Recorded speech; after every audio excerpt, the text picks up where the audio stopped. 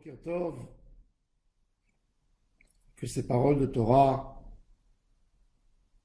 seront dédiées pour le rétablissement et la guérison rapide de Moshe Raphaël Nissim Ben Kamil, Moshe Ben Rivka, Nissim Ben Rivka, Shlomo Ben Rivka,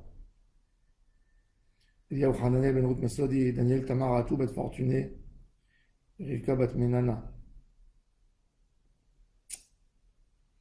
Dans notre paracha, le Torah nous raconte la faute du veau d'or.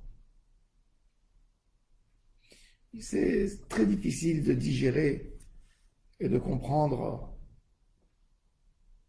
comment est-ce possible qu'un peuple qui a vu Moshe Rabbeinu amener 10 plaies sur les Égyptiens, et tout ça au nom de Dieu,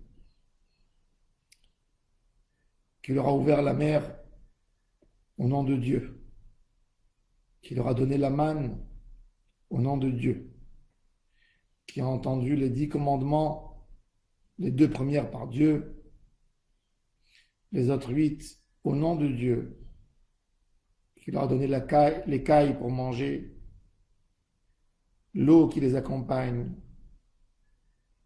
les nuages, les nuées qui les entourent, la colonne de feu la nuit qui les préserve. Comment ils peuvent se prosterner devant un veau qui a été créé par des humains et de dire voici ton Dieu Israël, voici ton Dieu Israël. D'autant plus, les Mefarshim disent que Moshe Rabbeinu, ce qui lui a fait le plus mal au cœur, même plus que l'idolâtrie, c'est la grande fête devant les idoles. Un peuple qui perd son leader d'après leur pensée à eux, que Moshe est mort. Comment vous pouvez vous réjouir? Comment vous pouvez déclarer une grande fête si votre leader est mort? Moshe Rabbeinu a perdu toute la force et tout le pouvoir quand il a vu les béné Israël faire les danses autour du veau d'or. Il ne pouvait même pas soulever les tables de la loi qui étaient lourdes. Mais il pouvait les soulever avant parce qu'il était motivé quand il savait que les béné Israël attendaient. Mais quand il a vu le veau d'or et il a vu les danses, c'est là qu'ils lui sont tombés des mains. C'est là où les tables de la loi lui sont tombées des mains. Et la question qui se pose, pourquoi ils n'ont pas déclaré un jour de deuil, 2 jours de deuil? Bon, admettons qu'ils ont besoin d'un leader, parce qu'ils sont dans le désert, ils n'ont pas d'eau à boire, ils ont peur qu'ils n'auront pas de quoi manger demain, s'ils n'auront pas un leader.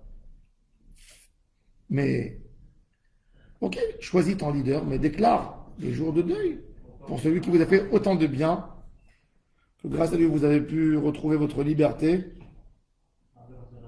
Déclarer un jeûne pour son décès. Je pense qu'on trouve la réponse cachée de la faute du veau d'or dans les paroles de Moshe. Moshe, quand il voit le veau d'or, il le détruit, évidemment, il le casse. Il le rend en poussière. Et puis après, il pousse un cri. Mi l'Adonai Elai, qui est pour Dieu qui me rejoint. De là, on comprend que c'est pas tout le monde qui voulait se rapprocher d'Hachem. Il n'y a que 3000 personnes qui viennent rejoindre Moshe Rabbeinu. 3000 sur 600 000 personnes, ce qui représente un demi%. Les hommes plus de 20 ans, ils sont 600 000. Sur 600 000, 3 000, ça représente un demi%. Et il faut comprendre qu'est-ce qui s'est passé. Alors, je vais vous donner plusieurs exemples. Vous connaissez certainement tout le monde la raison pourquoi on mange pendant la fête de Shavuot des laitages, la nourriture à base de lait. Pas parce qu'on aime le lait, parce qu'on veut faire un souvenir de quelque chose. Rav Saadia Gaon nous explique dans son commentaire que quand le jour de Matan Torah, il n'y a pas eu que les 10 commandements qui ont été donnés, il y a eu encore beaucoup d'autres bases de Torah. Un des décrets qui leur ont été annoncés, c'est l'interdiction de mélanger le lait avec la viande. Et quand ils sont rentrés chez eux à la maison, ils ont compris que toute leur casserole était tarif. Et il fallait casser les casseroles. Bon, on ne pouvait pas casser, c'était le jour du Shabbat. La Torah a été donnée Shabbat. Il y a une interdiction de cuire. Il y a une interdiction de préparer. Donc qu'est-ce qu'ils ont mangé avec la manne quand ils sont retournés? Que du fromage. Et il fallait aussi faire de la poterie. Quelques jours, ils n'avaient pas de quoi cuire, ils n'avaient pas de casserole pour cuire. Donc le jour de Matan Torah et les jours d'après, ils ont mangé que du fromage. Donc en souvenir de ces jours qu'ils ont mangé du fromage, nous on mange pendant Matan Torah du fromage. Il y a d'autres raisons, que la Torah est comparée au lait qui nourrit l'enfant. Quand l'enfant est né, il est alimenté par le lait. Bon, il y a beaucoup d'autres raisons, mais ça c'est la raison. Maintenant encore plus, on va avancer un peu plus. Vous savez que si Moshe Rabbeinu, il naissait après Matan Torah, il n'aurait pas pu épouser une fille juive normale parce que dans sa définition, il s'appelle Mamzer. Son père a épousé Amram, sa tante Yocheved, c'est la tante de Amram, le papa de Moshe. Et bon, lui, il est né déjà né. Donc la Torah, elle n'a pas rendu Mamzer à lui, mais il faut savoir que Aaron à Cohen, au retour de Matan Torah, il rentre à la maison et il doit répudier sa femme. Puisque Elisheva, c'est aussi sa tante. Elisheva, c'est la sœur de Yocheved. Aaron a épousé sa tante. Il fallait divorcer. Après Matan Torah. Le peuple d'Israël, il y avait beaucoup de mariages en famille à l'époque. C'est très répandu. Si Yaakov Avinu se remariait avec sa femme Rachel après Matan Torah, et ben les enfants de Rachel, les seconds enfants, sont mamzer. Pareil, Yosef aurait été mamzer, Benjamin aurait été mamzer. Imaginez-vous, Rank, le peuple d'Israël à Matan Torah. Ils ont tous dit, ils étaient enthousiasmés, ils ont dit Naaseh Venishma. La Kishbok a dit ok, Naaseh Venishma, d'accord. Vous allez casser votre vaisselle. Ok, bon, la vaisselle, c'est pas grave. Et dire à un monsieur, tu dois quitter ta femme. Maintenant, Moshe Rabbeinu monte en haut, au ciel, pour compléter la Torah qui n'a pas été encore donnée, qui n'a pas été bien expliquée. Matan Torah, ils ont très peur. Qu'est-ce qui va faire descendre d'en haut? Donc le souhait de beaucoup de personnes était que Moshe meure, qu'il lui arrive quelque chose, pour qu'il ne continue pas à les embêter. C'était ça l'idée qui s'est instaurée dans le peuple pendant les 40 jours des discussions. Qu'est-ce qu'il va amener à savoir? Quelle interdiction il va ramener avec lui? C'était un besoin d'une certaine partie du peuple, surtout du Erev Rav, d'un soulagement de vouloir s'accrocher à ça qu'il est mort. Et un caractère humain, vous savez, un caractère humain, on peut le cacher, mais à un moment, ça jaillit. C'est de joie, et c'est exprimé en dansant autour du veau d'or. De dire, El Elohecha Israël. Et mon cher Rabbeinu, alav shalom, il dit, Mi Lachem Elai.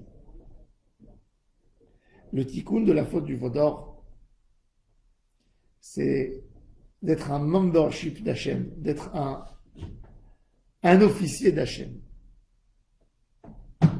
La Torah, on ne contrôle pas qu'est-ce qu'elle nous donne d'avantage et après on l'accepte. On l'accepte d'abord. La Torah, on l'accepte. On l'accepte même si on ne sait pas quelles sont les difficultés qu'on va rejoindre, même si on ne sait pas toutes les conséquences, le résultat, on accepte la Torah. Ça, c'est Kabbalat Torah. Et ça, c'était le 2% de Ham Israël qui s'est rejoint à Moshe Rabbeinu. Il y a des niveaux de Kabbalat Torah. Un homme, souvent, il prend la Torah et il la compare à son passé. Et il dit, ah, dans mon passé, j'étais pas heureux. C'est peut-être parce que j'étais loin de la Torah. Mais encore une fois, cette idée qui lui traverse l'esprit, c'est la comparaison avec son passé. J'étais mal. Ah, maintenant je vais découvrir une qualité de vie dans la Torah. On va passer des beaux Shabbats, des moments de famille. C'est vrai. C'est vrai. Quand on va découvrir la Torah, Notenet lo haim ba'olam hazeh, vegam olam haba. Il nous donne la vie.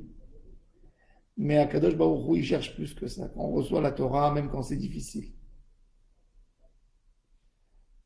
Les épreuves, les difficultés, c'est pour comprendre à quel point on est Shayach l'Hachem. C'est ce qu'il dit Moshe Rabbeinu.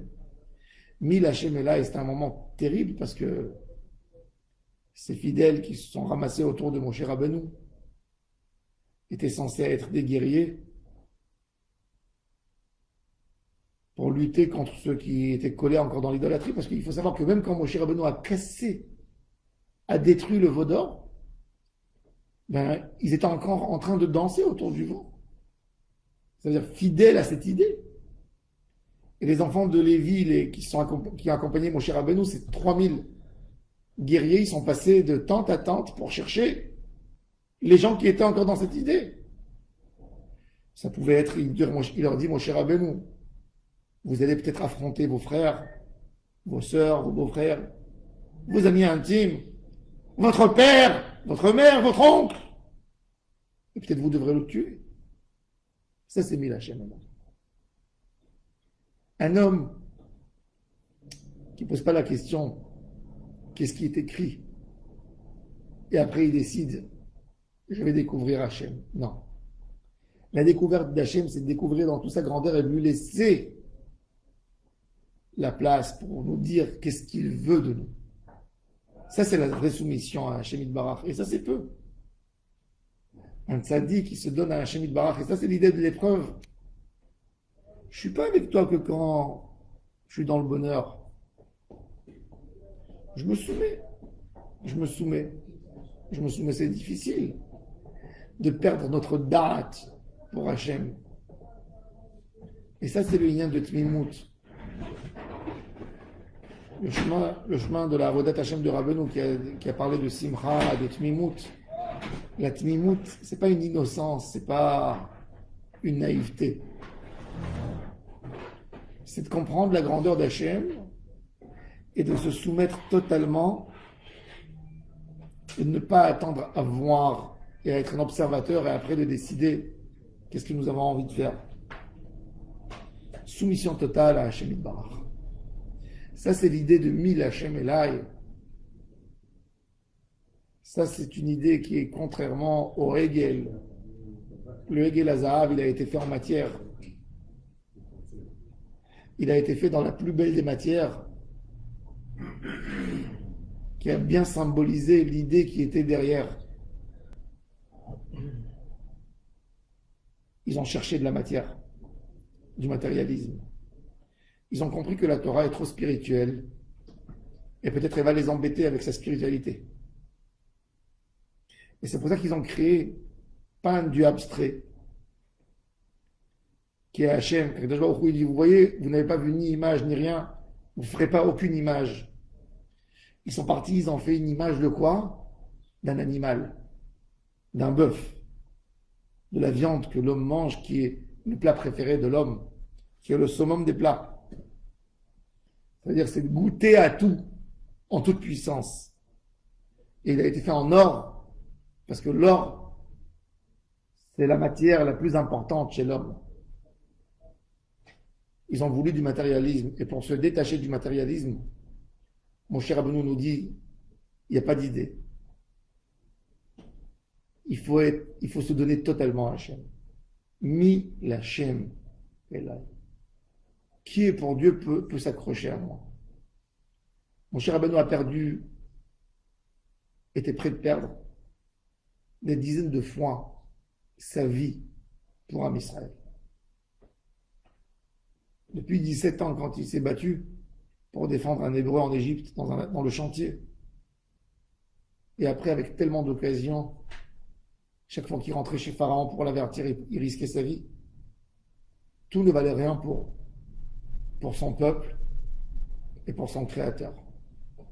Et Moshe nous dit, il nous donne très simple, les clés de la Aliyah, de la Avodat Hashem. Avec un mille Hashem et là, avec un dévouement à Hashem, que tu te donnes à Hashem Yitbarach, tu peux obtenir des niveaux extraordinaires de Kedusha, de Avodat Hashem, de Torah. Tu peux sauter des étapes que tu n'obtiens pas avec beaucoup de travail, avec le dévouement total pour Hashem. Ça, c'est mille Hashem. Et là, contrairement à la faute du Vaudor qui dit quels sont mes intérêts dans la Torah. Il n'y a pas d'intérêt dans la Torah. La Torah, on l'accepte, qu'elle nous plaît ou qu'elle ne nous plaît pas. Ça, c'est l'idée de la Torah. Il dit Rabbeinu dans une Torah, il explique que le tzaddik, c'est obligé qu'il y ait des couchiottes sur le tzaddik, des questions qu'on ne comprend pas. Comme il y a des questions sur Hachem. L'idée d'avoir des questions sur Hachem, on le vit tous les jours. Tous les jours, on a des questions sur Hachem. Ces questions, vous pensez qu'elles ne traversent pas l'esprit d'Avraham Avinu? Elles traversent. Mais c'est un travail de soumission chaque moment, à chaque instant. Et de dire, je ne comprends pas. Et c'est la question, elle ne me remet pas en question. Elle ne remet pas notre relation en question. Ça, c'est la avoda. On voit nous tous des moments, des épreuves, des difficultés. Et il faut savoir, il n'y a pas de remise en question. Il y a des questions, mais il n'y a pas de remise en question. On peut vivre avec les questions.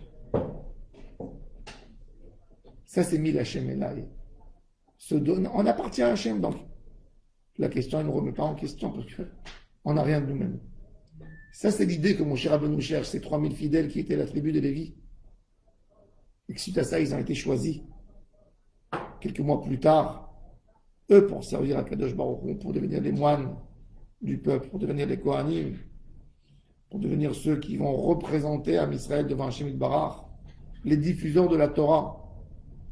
Un homme qui diffuse la Torah, quand il enseigne la Torah, l'enseignement doit être pur. Il ne peut pas être censé. Si lui, il est censé, il ne peut pas transmettre. C'est pas pur chez lui. Comment veux-tu le transmettre chez l'autre? Toute la Torah, c'est de la soumission totale à Hachem. Et rien qu'après, tu peux continuer à diffuser et à éclairer la lumière de la Torah. Que Hachem nous aide. Et que nous, on va faire un travail de se donner